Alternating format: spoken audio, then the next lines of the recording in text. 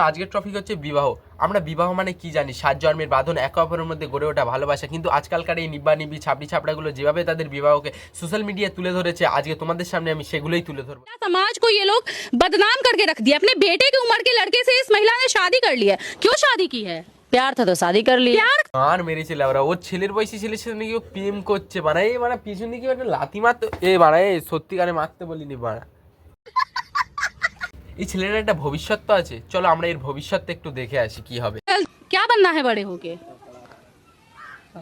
पापा पापा बनना है। গান মেরেছিল ওরা, এই বয়সে নাকি ও বাবা হতে যাবে। নিজেরা কোনোদিন বেলুন নিয়ে খেলবি না, অথচ বেলুন নিয়ে খেলা মানুষদের তোরা গিয়ে ডাস্টবিনে ফেলে দিয়ে আসবি। ফাট সালা বোকাচোদা। মালগুলোকে কি করতে হবে বলো তো? গরম রড আর পোঁদের খোলে গুজে দিতে হবে, তবেই বুঝবে এরা বাবা হওয়া কতটা। সমাজের কি বলা হয় বলো তো? অসভ্য জানোয়ার, ইডিয়েট, রাস্কেল, সমাজের বোঝা এগুলো।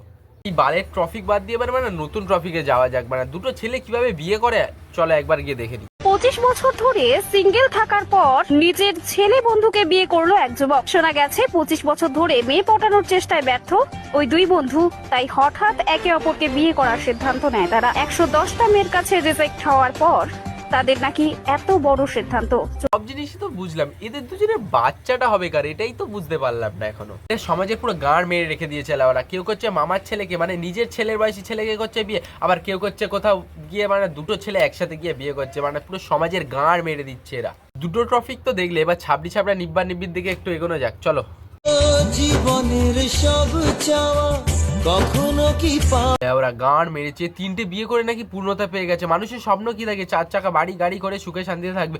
আর এই ছাবড়িটার কি 3টে বিয়ে করে পূর্ণতা পেয়ে গেছে। এইসব সমাজের আপদ বিপদকে লাত্তি মেরে বার করে দে সমাজ থেকে। আমাকে লাথি মারতে বলিনি, তোমরা তো এসব ইউটিউবারদেরকে লাথি মারবে। কোথায় সমাজের আপদ বিপদকে লাথি মেরে না বার করে এসব ইউটিউবারদের কোথায় চ্যানেল বন্ধ করবে, স্ট্রাইক মারবে। তাড়াতাড়ি চ্যানেলটাকে সাবস্ক্রাইব করো। 500 সাবস্ক্রাইবার হলেই এরকম নতুন নতুন ভিডিও নিয়ে আসবো তোমাদের সামনে। তাড়াতাড়ি পূরণ করো। আজকের ভিডিওটা এখানেই শেষ করছি। এই ভিডিওটা কারোকে পার্সোনাল অ্যাটাক করার জন্য বানানো হয়নি, শুধু মজা নেবেন, এন্টারটেনমেন্ট নেবেন। আর নেক্সট ভিডিও, পরের ভিডিওটা হচ্ছে মায়াপুরে ঘুরতে গেছিলাম, আর ওখানে কিছু গিয়ে ছোট ছোট ছবি এবং ছোট ছোট ক্লিপ তুলে এনেছি, যেগুলো তোমাদের সামনে দেখানোর চেষ্টা করব। যদিও ভালো এডিট নাও হতে পারে, ছোটোখাটো ইউটিউবার মাফ করে দিও।